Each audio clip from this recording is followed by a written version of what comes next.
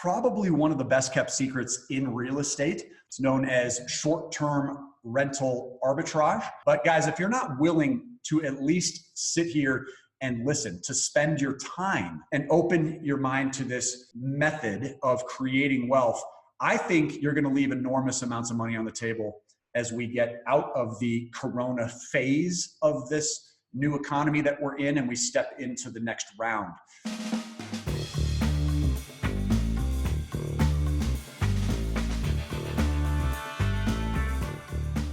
Hey guys, welcome back to the VIP Financial Ed channel. Most people who come to me on this channel are in some way, shape, or form interested in getting involved in real estate investing. We've talked about it many, many times. I myself am a small-time investor. I'm what I would consider to be an average investor, somebody that at any given time has owned a maximum of 5 doors. And I'm always looking for ways of diversifying my revenue streams. And so what I've been looking for and what I stumbled into, it's, in my opinion, probably one of the best kept secrets in real estate. It's known as short-term rental arbitrage. And today's guest is a brand new face here on our channel, but he's a guy that I've actually been binge watching on YouTube now for many months. And I've been waiting for the perfect time to reach out in order to introduce his genius to you guys. I truly think that he's one of the smartest guys that I do listen to. And not only is he very, very intelligent about how to go about developing and building huge cash flow empires surrounding real estate, but genuinely one of the most honest, transparent influencers that I've come across. And I've complimented him probably way too many times at this point for him to even remain comfortable. So guys, one thing I do want to point out is this video will not have any, call to action or a purchase opportunity for you at all. I mean, there is literally nothing for you to buy right now. In fact, I've heard in recent videos, Sean mentioned that he's just not even comfortable selling something right now, knowing that it is one of the best times in history to really hoard cash and hold on to your capital and get ready to strike, because many opportunities are going to be coming up. But guys, if you're not willing to at least sit here and listen, to spend your time at a minimum and hear him out and open your mind to this method of creating wealth, I think you're going to leave enormous amounts of money on the table as we get out of the corona phase of this new economy that we're in and we step into the next round. So why is it that I think you are going to leave enormous amounts of money with the limited information that I know about Sean? Here's a guy that 10 years ago was evicted from his home, having his car repossessed, had credit scores in the low 500s, was literally starting during the worst of the Great Recession, and was building a portfolio of somewhere around 100 homes with only $4,000 initially. And guys, yes, that's literally from rock bottom financially while the national economy was in turmoil, in ruins, and he went on to build a $200,000+ per month income stream from $4,000. Now he's teaching every single step of that, every detail. I don't see him holding anything back. He's doing it entirely for free on his YouTube channel. He's got himself over 100,000 subscribers now. And I get so much inspiration from this young man. And I know for some of you guys, this interview will change your entire life. So it gives me great pleasure to welcome Mr. Sean Rocky Jeech. Sean, thank you so much for being here on the channel with me, man. Thank you for having me, Matthew. That was quite the introduction. You're right. I almost being uncomfortable. Were those timelines on point 10 years ago? Yeah, 2009 is when I both got evicted and had my car repossessed. I bought a van from a neighbor, a Mazda MPV van, big green one. People called it the Mystery Machine. And I was working and living out of my van for about 4 months while I was trying to pay off a negative bank account balance from some bounced checks. Mm-hmm. Yeah. And you were what? So that would have made you 23. Yeah, I just turned 34 on Thursday. So that was about, 23, 24. That's right. That's crazy. So here you are, this young kid, you're obviously scrambling to recover from some hardship. A lot of people going through hardship right now. I've had my eye on this business model and thinking to myself, thank God I didn't build a huge portfolio before the pandemic hit, because pretty rocky road that people have been going through with this business model, which we can certainly touch on as well. But in the back of my mind, I'm sitting there thinking to myself, could this possibly become one of the best timings for moving forward in this business model? So why don't we just start off for the folks that are unfamiliar with what short-term rental arbitrage is, give them a general synopsis of this model, if you don't mind. Sure. Short-term rental arbitrage has almost suffered, or not suffered, but has almost like gotten that the Kleenex or Xerox effect, where people call it Airbnb arbitrage now as well. Short-term rental arbitrage or short-term rentals have been around a long time. Like boarding houses, ever since like the dawn of America, people were short-term renting places to stay. And arbitrage is where you can take something you don't own at one price and then resell it at a higher price. So you're basically flipping something with never actually owning it. That's like the concept of a rental arbitrage is we're renting access to apartment complexes or single family homes, telling the landlord we'll pay them one price. We then repurpose it for sale for a short term instead of a long-term tenant. And that could be monthly. Some people stay for long terms too. They just like furnished apartments, or as short as a night, like one night stays. Some people stay almost exactly like a hotel. And because of that shift from going from a long-term lease contract to a no lease, short-term furnished, all bills paid, super convenient, we're able to charge 2, 3, 4x of what we collect in rent. Now Airbnb's been the biggest player in the game. So my channel is called Airbnb Automated, and that's how I got my start. But rental arbitrage or short-term rental arbitrage can be done in many ways. Just Airbnb's really kind of made themselves the name in the space. And that's the scheme. Get a property for one price and let it go for more. And you keep us in the middle. So let's talk numbers. I mean, I really love the math of this. We start with $4,000. How do you build to a $2.5, $3 million per year cash flow machine from $4,000? I mean, that's almost unheard of. I love the risk mitigation of this model. I think that's part of the best aspect, is just limited skin in the game here. Tell me a little bit about how that sort of snowballed for you. Sure. To get in for under $4,000, you want to take advantage of landlords that are eager to try to fill their homes up. When we first started this arbitrage model, it was actually in 2014, the very end of 2014 in Houston. And oil just happened to take a tumble at the time. So buildings were giving away 2 months rent free up front and paying apartment locator real estate agents huge commissions to find them tenants. And so what we essentially did is we picked up a lease, no down payment, like no security deposit, no first month's rent. The app and admin fee were waived to get us into this semi-new building that wasn't filling up fast enough. And the only thing we bought was furniture. So our less than $4,000 in cost was me going to like Craigslist and Facebook Marketplace or the equivalents of Facebook Marketplace back in 2014, and finding used furniture mostly and filling up a home to make it like ready to be lived in. And that was how we got in for $4,000. And we started kind of following that like religiously. Anytime we came to a new building to try to do business, we would leverage the fact that we were picking up multiple apartments as a reason to give us an upfront lease concession, which is like the first month or two free. And so with that model, if you only spend money on furniture and it takes you 5 days or so to set up an apartment to go live, you've got 25 days of rent-free opportunity to start making a return on investment and saving up money that can then go towards future rent payments and, of course, recuperating the furniture costs. So with 1 month of rent for free, we typically get our money back in less than 5 months. Thus, the snowball effect, you have 2 apartments in less than, because if you get your money back in 5 months and you get more money back that first month because you're not paying rent that first month, between 2 apartments, you could pick up like a third apartment in 2 months, because the first 2 months included a total of 2 months of rent for free on 2 apartments. So the snowball effect, or the return on investment, if you get the front end free, you get so much of that money back so fast that we snowballed like extremely aggressively. We didn't take this opportunity seriously because I'm a serial business owner and I just didn't see the Airbnb opportunity in 2014 into 15.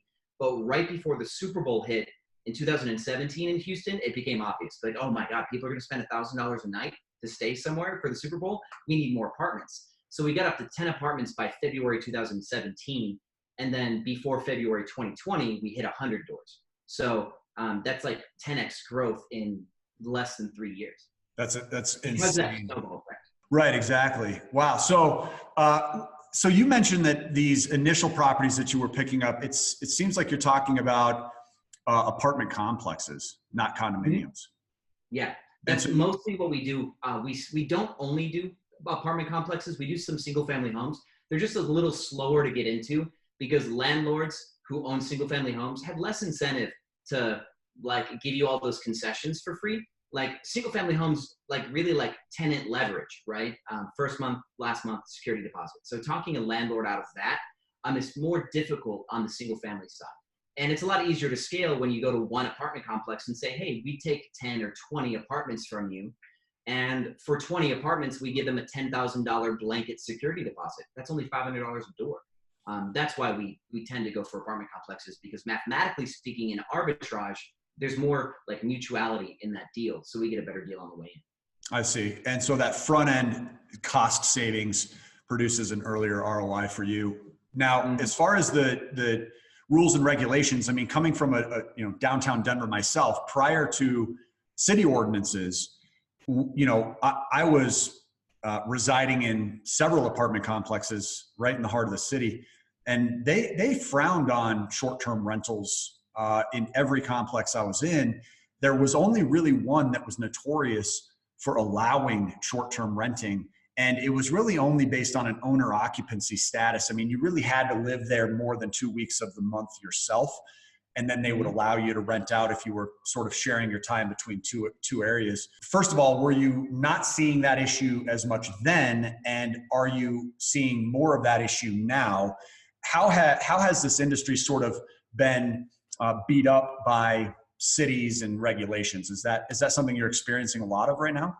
Yes, I would say different states are taking different approaches. For example, if you look at Jersey, like Jersey City, Hoboken, everything on the outside of Manhattan, they are locking up a lot because obviously New York City would be like the perfect space to rental arbitrage.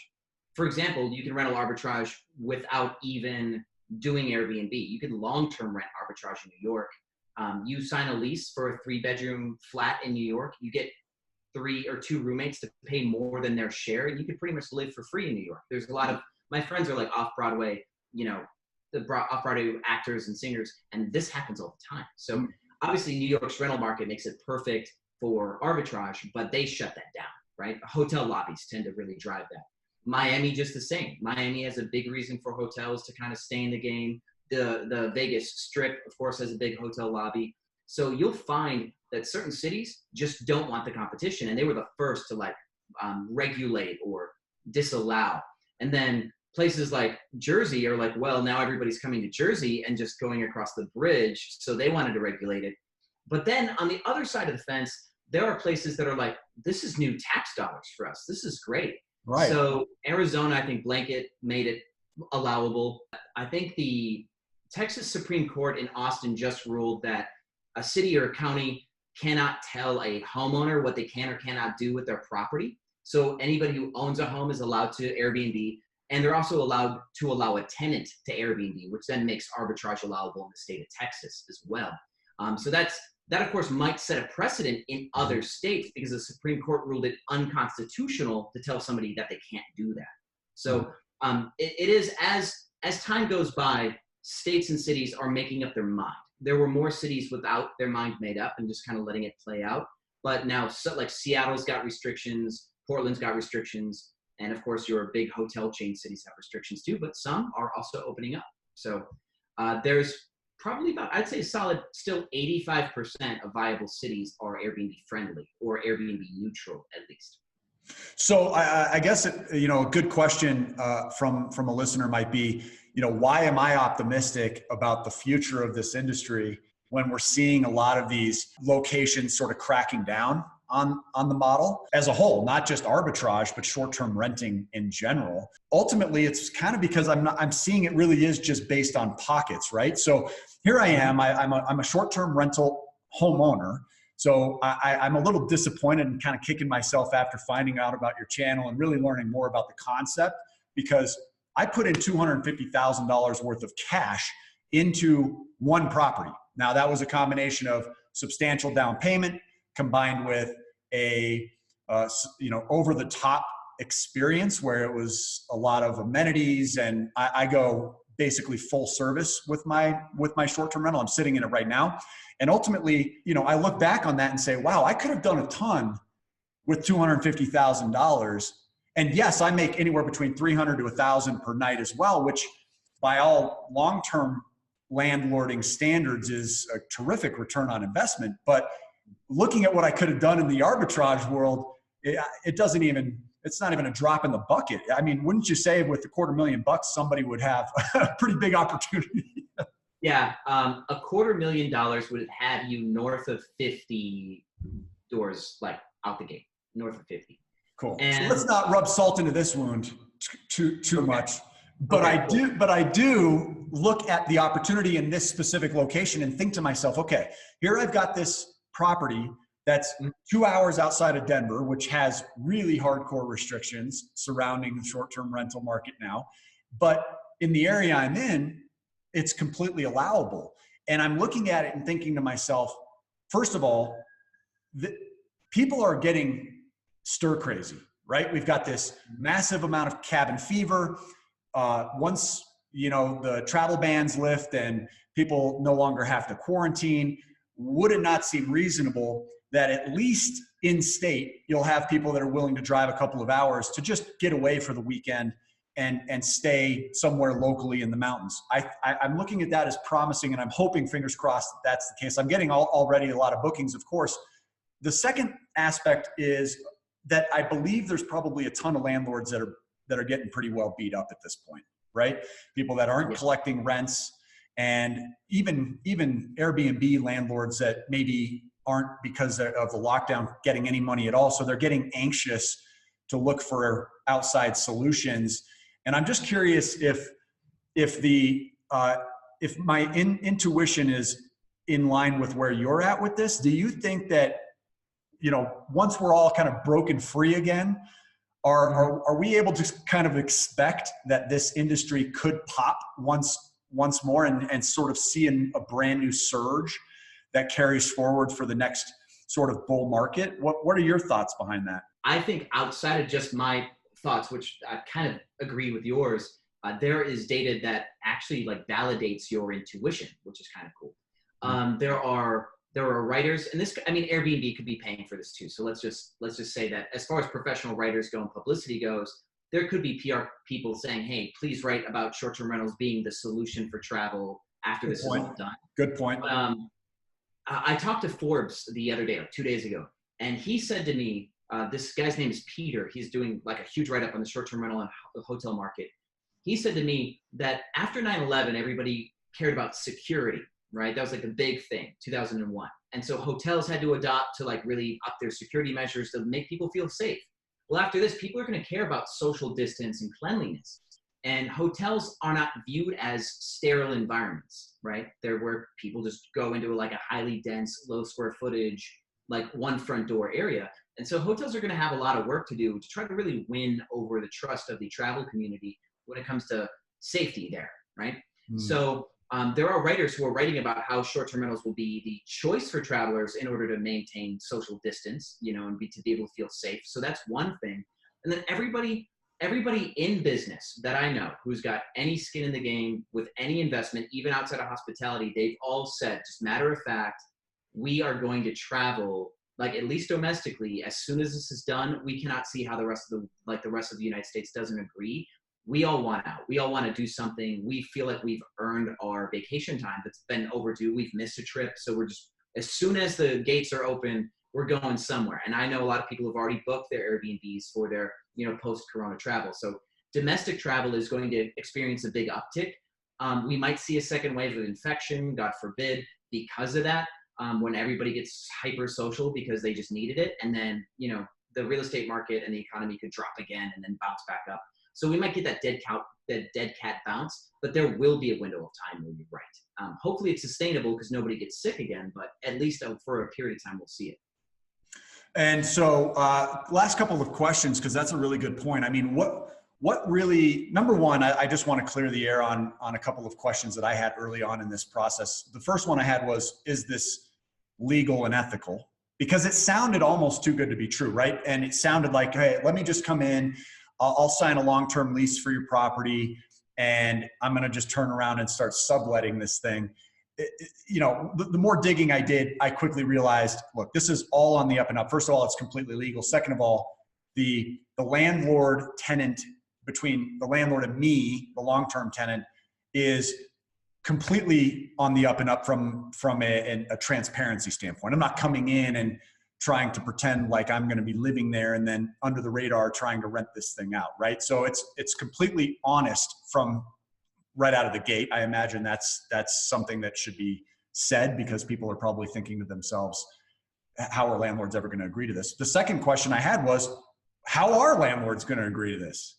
What has been your experience with that? I mean, is there a lot of resistance to renting to somebody that's going to turn around and short-term rent their property? Sure. The history of short-term rentals had it where there was no precedent for it. So you could actually, and this is why some people think that it's illegal or that it's unethical, is 5 years ago, 7 years ago, there was no lease clause that talked about short-term rentals or advertising your home for rent. You could legally do it, and ethics did not matter because contractually you were allowed to, because the lease didn't say you couldn't, right? So there was a time that you could sneak in there and just Airbnb anything or short-term rent anything. But it's really not ethical to not let your landlord, who should be your partner in this, know your point. And so, there's like this kind of this washout where a lot of landlords were non-renewing people, and it put a bad taste in some people's mouths. So some property management companies are staunchly against it. Some don't even do corporate housing anymore. They just want only residential tenants. But some landlords, they're more progressive. They want to take advantage of it. And there are reasons to. So history will tell you that because, there's an instant, like anytime there's an opportunity to take advantage of, people will take advantage and abuse it to whatever degree that they can. So in order to get a landlord to agree to this, first off, they have to trust you, right? You're the business owner. You have to come across like a responsible, ethical, high integrity individual. And, full disclosure, show them the pros and the cons of the business model. You don't want to just like used car sale like a landlord into this. Single family homeowners are more vulnerable to changing their mind down the road. So with time and with relationship with a single family homeowner, you can reach out to them because they have a home on the market 30 days. And you'll call and say, Mr. Landlord, I have a furnished accommodations business, or I own a corporate housing company, however you want to start that conversation. And you'll tell them that you like how their property looks. You'd like to meet them in person to view the property to see if it fits your purposes. And you'd like to discuss your business model with them to see if there's a mutual fit. We just try to get the landlord in person to discuss it, because pitching on the phone is never really fun. You want them to really see you and like decide to trust you based on your demeanor and your stature. That really helps. But some landlords are just shut down to it. They don't even want to meet you. You just call them every 2 weeks. Hey, I see you're still on the market 45 days, 60 days, 75 days. Have you considered changing your strategy to be able to catch a tenant? And right now, because of the rate of defaults, or one of my buildings called it a skip, where people don't pay their rent. They're like, we had a lot of skips this month. I don't know if that's actually a common term, but with the rate that regular tenants are defaulting on their rent. Last month, it was like 30% that didn't pay on time. And the worse it gets in the regular space, people who own their homes, who had a plan and that plan is failing, they will then become open-minded. And so diversifying to have some residential and some business like us is beneficial to them. And even some landlords have been calling me who would not, allow me to Airbnb. They're calling me for advice on how they can now, because they want to do it because their tenants aren't paying rent. So they want to collect short-term rental income on their vacant properties, but they want to do it themselves. So some landlords like not only have adopted the ideas like viable, but they want in on the action. And the math here is that in a good market, you can make 3x the rent. In a lot of cities, 3x is like commonplace for your arbitrage markup. Then you have some expenses and you keep what's in the middle. But even in a down market like this, we are collecting money on our rentals, right? On our arbitrages. We paid our rent in April, right? And then there are people who didn't pay their rent in April. And so even if it gets super bad that a landlord does not collect as much as their typical rent, they might still collect half or 75% of what the rent would have been, you could say. And so landlords want into short-term rental arbitrage now because it's not all or nothing. Like if a regular long-term tenant is even short $500 on their rent payment and they don't think they'll be able to catch up, they then become an adversarial tenant and they will not pay another dollar of rent because they know they're getting evicted anyway, right? So Great point. keep that from happening. Great points. Yeah, and I think obviously we're facing unprecedented territory that is unique in what's happening now. This isn't what we can expect for the long-term future, but it is also really a great reminder that things can shift quickly. Just to remind everybody what I love about this, number one, out-of-pocket expenses up front, very minimal in comparison to being the actual purchaser or investor that buys the home. The down payment, closing costs, you're still going to have to furnish it anyway. You might be looking at somewhere between, look, 20% of $100,000 is still 20 grand, right? $100,000 property isn't easy to come by if you're looking in some of the best areas to be buying. So a $250,000 house is going to require $50,000 before you're putting in that furnishing and the closing costs. At a $250,000 purchase price, as a long-term investor myself with long-term tenants, I'm crossing my fingers for $500 left over after I pay PITI, after I pay for maintenance and management, after I cover average vacancies, after I cover, the random costs that come up. $500 a month doesn't even hold a candle to what I know short-term rental arbitrage can command per property. Just based on the amount of research that I've done, which is still obviously limited. I don't have the firsthand experience, but it's probably a lot more than your typical person. I've seen that $1,000 per month average net cash flow position is realistically conservative. And you can certainly expect that in better areas with more consistency, you can get more than that. So to double my optimistic net cash flow position of a long-term rental property with one short-term rental with a fraction of the out-of-the-pocket expenses, I might be able to spend 10 grand and get going at $1,000 per month, which is a 10-month recoup rate. You're talking about 5-month recoup rates. This model is extremely encouraging to me, even with the uncertainty that comes with something like some completely unpredictable virus that shuts down the world. If you're planning your budgeting properly and you're managing your cash flow the right way, you should be able to take yourself and cover yourself during this time period when this random stuff happens, far more so than being the guy sitting there left holding a 30-year mortgage and a property that he can't get out of without short selling or foreclosing, especially if the property values decide to come down, because then you might even be underwater on that property. And so that's just my first impression of this thing. Am I off base on anything there? Because no, I think you do bring up, you're touching on a point that I think a lot of people would want to know about, which is like the risk of it though, too, right? You're talking about the risk of owning, which is like you could end up underwater and you have to spend much more money. And then if you don't run a good Airbnb business, you may not collect much more net than a regular tenant anyway. And I will say, just to slow you down, because it is a great opportunity, but there's a couple things that I think people wouldn't understand is, sure, you get in for $5,000 on a property. And let's say you net cash flow $500 a month on that property because you did like a studio for that $5,000 in. Because like a 2-bedroom or 3-bedroom will cost you more in furniture, right? Sure. Yeah. So let's say you're making $500 or $600 a month net cash flow on a studio. That's really cool, but you don't have any debt paid out. Right? You don't have any of those write-offs. So buying still has some really cool, advantages. But then if you, take that 20% down payment, like you said, yeah, if I can pick up 10 doors compared to one, then yeah, that $500 per door, it creates a $5,000 net cash flow, right? Which is powerful, right? Who cares about debt pay down if you're getting $5,000 a month, where that one home that you would have bought with debt pay down and cash flow, you probably were looking at like $1,300 to $1,800 a month total take home, including debt paid out. So there is some huge opportunity there.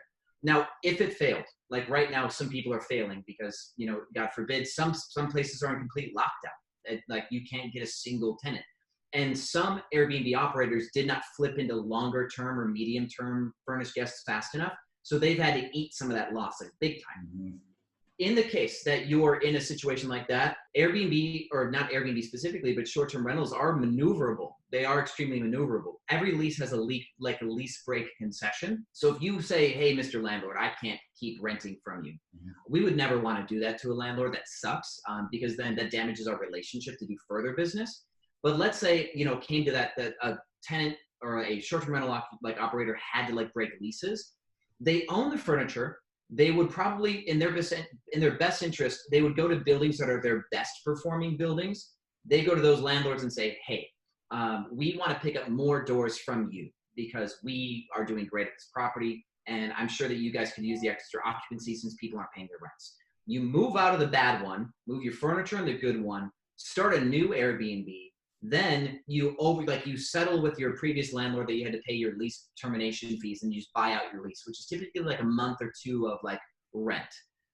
Compared to having to sell your home, the 6% commission on selling a home, even the 2 months of rent that you have to pay to get out of the lease isn't so bad compared to like the cost of failure on property. Even when you do the 10x comparison. And the cool thing too is like in a situation like this, that 2 months that you have to pay them, you may not have to pay it like today. You're going to owe it to them, right? Now, over the next few months, you might pay them the money that you owe them back for your lease break fee. But as long as you don't run out of cash, you could survive in short-term rentals and just swing from vine to vine, from landlord to like your better landlords if you ever had a default. So where homeowners might suffer a valuation drop where, yeah, they end up underwater, like you said, I guess arbitrage people would end up where they'd have to downsize and they'd have to cut a few of their doors, but they could always swing and make a really advantageous new lease with a new property. So it's a really interesting, it is a really interesting time. We're going to see how some professional operators, get through this. Some are surviving and some are filing for bankruptcy. So it's not a magic bullet. But a lot of those larger companies have like a lot of extra costs, like a lot of non-necessary staff that probably contributed to their going bankrupt. But yeah, on the back end, we'll see exactly how strong arbitrage was as far as being durable in this economy. Man, I love it. Well, your knowledge is priceless, man. And keep doing what you're doing on Airbnb Automated. Guys, make sure you subscribe to his channel. Show some love for Sean too. Drop a like on this video as always. I'm going to have Sean come back on for a second video. We're going to talk a bit about what it takes right now. What should you be doing today, given that we're sort of in this stall period? Is it even worth starting? That's a conversation worth having, but we're going to do it on another video. So make sure you stay tuned to the channel, become a subscriber, hit that notification bell. Sean, dude, thank you so much, man. I can't wait for more info. All right, guys. My pleasure. Thanks for having me. You bet. And guys, he will be on my channel soon too. We're going to talk about some of the wonderful things you do with credit. That's one thing I'm not educated on is credit. I've never leveraged it. Obviously, we're cash only. So I'm going to be prying some useful knowledge out of you to give to my audience in the near future. We can't wait, man. It's going to be fun. All right, guys. Thank you again so much for your time. We'll look forward to seeing you on the next video. Until then, we'll see you on the other side. Make it a great day.